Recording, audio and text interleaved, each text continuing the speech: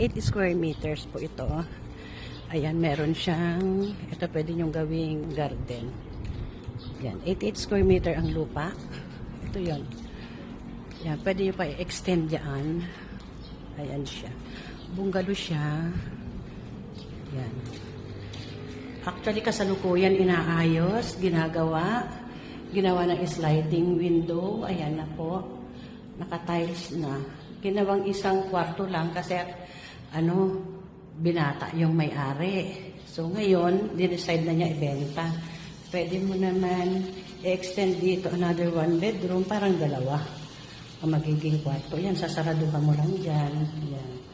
Ito yung sala. Ito yung kanyang toilet. Ayan. Ito yung kwarto.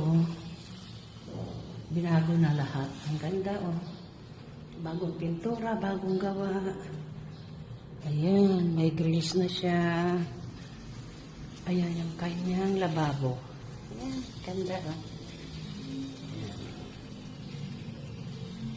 Ayan. Ayan po. Ayan, ganda.